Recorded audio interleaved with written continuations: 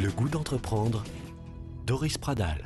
Seconde partie de cette émission, nous sommes toujours au restaurant en compagnie de Julie Viala et de Xavier Robert, les créateurs du restaurant Le Clapotis à Toulouse. Jean-Marie Ferrenbach, bonjour.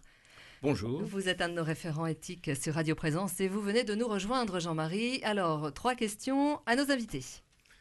Oui, première question qui je crois peut intéresser nos auditeurs. Vous êtes dans un monde de prestations de services et je pense que votre souci c'est de faire que vos clients se sentent bien chez vous et aient envie de revenir. Est-ce qu'il y a des secrets pour ça et qu'est-ce qui fait que votre entreprise démarre dans de bonnes conditions et avec quel artifice ou quelle logique ou quelle stratégie procédez-vous pour établir une relation client qui va être satisfaisante, durable, pérenne et je dirais sympathique même. Ça les fait sourire. En fait, je pense qu'on a un peu le même point de vue avec Julie. On les accueille véritablement comme si on était chez nous, comme si on les recevait chez nous. Et voilà, donc on a des attentions, on a une certaine politesse, si vous voulez, envers eux. Oui, une attention. Ce qui est normal. Oui, ce qui est normal, mais une certaine chaleur, si vous voulez. Vraiment, on leur fait ressentir que ça nous fait plaisir de les accueillir, mais c'est pas fin, si vous voulez, c'est réel. En fait, toute notre équipe est un peu avec le fait du même moule. C'est-à-dire que ce soit Julie, que ce soit moi, que ce soit les serveurs ou serveuses, le personnel. On a un restaurant avec une cuisine ouverte sur le restaurant, sur la salle, et du coup, ils sont tous aimable, chaleureux. Je ne pourrais pas travailler avec quelqu'un qui n'a pas cette attention, cette chaleur envers nos clients. Voilà, je ne pourrais pas travailler avec ces gens-là. L'envie en fait de faire plaisir, Julie, c'est ça ? C'est l'envie de faire plaisir. Et tout à l'heure, vous parliez de secrets. Et je pense qu'il y en a... Enfin, il n'y en a pas vraiment. Je pense qu'il faut essayer d'être le plus naturel possible. Et très honnêtement, foncièrement, je pense que c'est ça qui marche. Parce qu'à partir du moment où c'est fin, ça peut durer 6 mois. Mais sur du long terme, ça marche pas. Et ça veut pas dire... moi, je pense que j'ai un naturel... j'aime beaucoup la nature humaine, tout en étant objectif dessus. J'aime le contact avec l'autre, c'est ce qui nourrit. Mais je l'aimerais moins, je le ferais aussi naturellement. Et peut-être que je me ressourcerai. Je pense qu'il faut vraiment essayer de faire en fonction de qui on est. Et sur le long terme, c'est ce qui marche. Parce que ça permet de s'entourer des gens avec qui on peut travailler. Enfin, il y a tout un tas de choses ensuite qui découlent de ce naturel. En fait, oui. Et je pense que c'est important. Oui, alors moi je suis impressionné parce qu'effectivement, vous dites la dimension humaine, là joue beaucoup et je me réjouis parce que ça peut effectivement ouvrir à des voies sans doute très positives pour vos clients aussi, et pas seulement pour vous. Alors j'arrive au personnel, parce qu'en fait vous avez donc une équipe que vous avez constituée assez rapidement, puisque vous êtes encore tout neuf, si j'ose dire. Au bout de quelques mois, comment vit cette équipe ? Comment faites-vous pour qu'elle se sente solidaire ? Quelles sont les valeurs autour desquelles vous les rassemblez ? Comment se pratique chez vous une certaine reconnaissance de l'un par l'autre ? Comment voyez-vous, je dirais, la logique qui fait qu'une équipe va assurer de bons services finalement pour vos clients dans la convivialité dont vous nous avez parlé? Je pense qu'il faut être très vigilant. Alors c'est vrai dans la restauration, c'est vrai dans n'importe quel métier. Chacun a ses personnalités. Donc une équipe, elle est constituée d'humeurs quotidiennes des uns et des autres. La seule chose, c'est qu'il faut que tous soient conscients qu'on ne peut pas défouler toutes ces humeurs les uns sur les autres. Au boulot, quel que soit le boulot. Donc je pense que la première des choses, c'est le respect.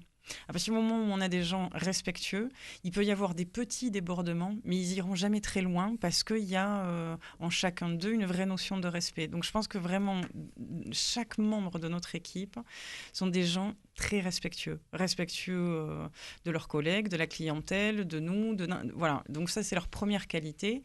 Et ensuite, effectivement, il y a des nerveux, il y a des plus calmes, il y a de tout, et ils sont très très riches parce que très différents.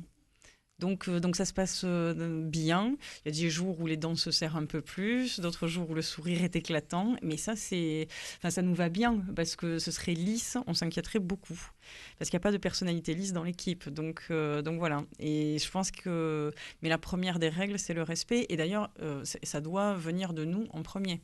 C'est-à-dire qu'il faut que nous, on se montre très respectueux de tout, de leur travail, de leurs problèmes, de tout un tas de choses pour qu'ils nous renvoient l'appareil. Bien sûr, voilà. Bien sûr. Et au final, ce qu'on attend, en fait, c'est le résultat en salle. Et ça, devant le client, on ne peut pas jouer la comédie. Non, on ne peut pas jouer la comédie. Et globalement, on ne fait pas de stats là-dessus. Mais c'est bien souvent que les clients nous félicitent sur l'équipe. Voilà, l'équipe globale, je vous dis encore une fois, y compris en cuisine. Et ça, c'est extrêmement appréciable. Et puis nous, on se dit qu'en fait, on n'a pas trop mal fait notre boulot du coup. Voilà, là, c'est déjà un bon retour. Jean-Marie, une autre question. Alors, si je vais vers l'extérieur de l'entreprise, je me dis, une question qui peut aussi intéresser nos auditeurs, c'est finalement, vous fournissez des services, mais à partir de produits. Vous avez donc des fournisseurs à l'extérieur. Est-ce que dans votre domaine, là, vous avez des fournisseurs qui se construisent un peu en réseau privilégié, en partenariat, ou est-ce qu'au contraire, on reste dans un anonymat absolu Non. Alors, quelle est votre tendance et comment voyez-vous évoluer les choses pour justement contribuer à la personnalité propre de votre restaurant? C'est une jeune entreprise, donc je pense que nous avons testé nos fournisseurs comme nos fournisseurs nous ont testé. On commence à se connaître. On est sur des produits qui sont extrêmement sensibles, puisqu'on est sur les produits de la mer, poissons, fruits de mer. On ne travaille que des produits frais. Et on ne peut pas se permettre d'avoir le moindre problème, si vous voulez, de fraîcheur. Voilà, ça c'est vraiment... Et je pense qu'on leur a expliqué que dès qu'on sent qu'il y a quelque chose qui n'est pas dans les règles qu'on s'est définies avec Julie, on les recadre un petit peu. Il peut m'arriver d'en mettre un au coin pendant quelques jours, c'est-à-dire que je n'achète plus chez lui pendant quelques temps pour lui apprendre comment je veux travailler avec lui. Et ça se fait assez naturellement. Il y a eu une sélection qui est faite naturelle, puisqu'il y a des gens qui n'aimaient pas trop mes méthodes de travail, ou qui n'étaient pas capables de me fournir la qualité que je souhaitais, et du coup qui se sont mis de côté d'eux-mêmes.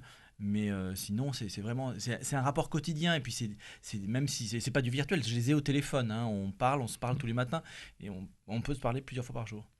Julie, c'est un type de restauration que vous aimeriez décliner. Vous y pensez déjà? D'autres projets d'ouverture ou pourquoi pas de franchise?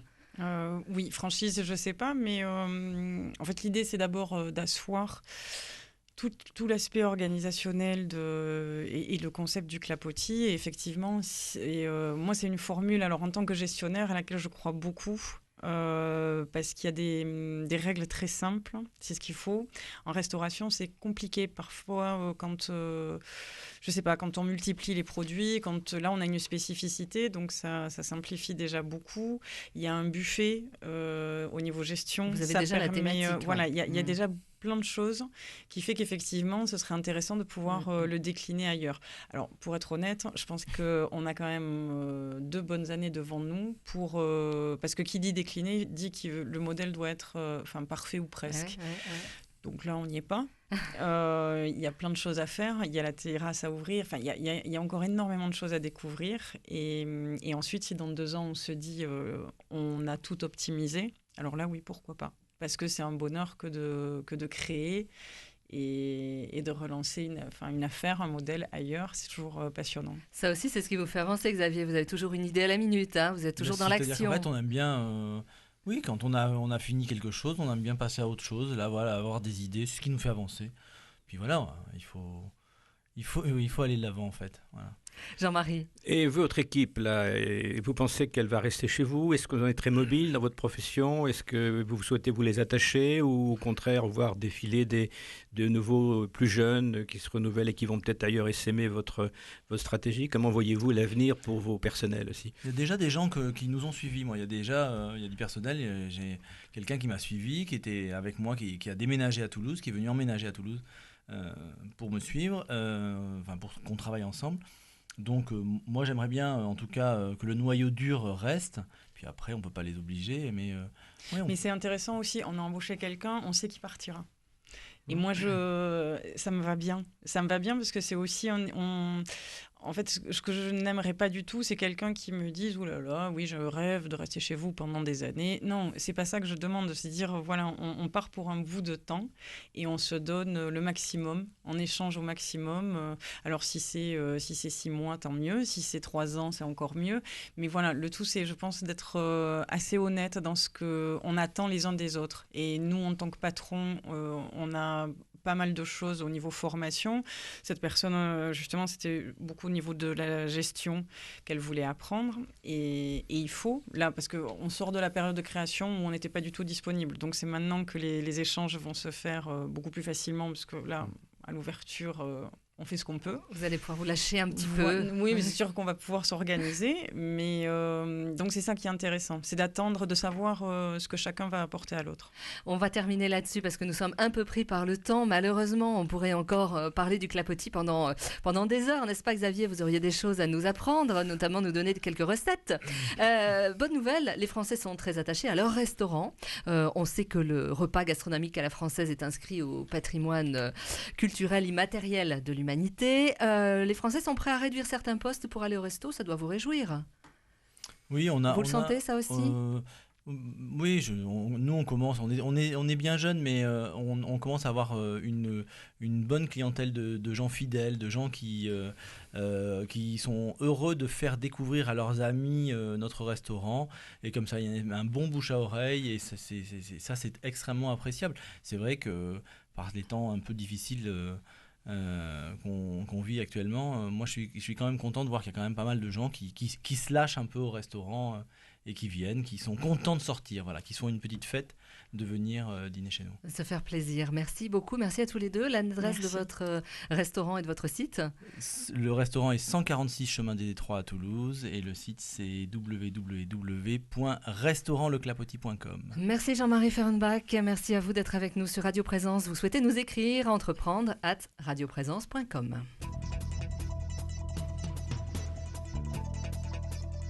Retrouvez cette émission sur décideurenrégion.fr/midi-pyrénées. Le goût d'entreprendre, une émission en partenariat avec la Caisse d'épargne, la Banque des entreprises et des professionnels de Midi-Pyrénées.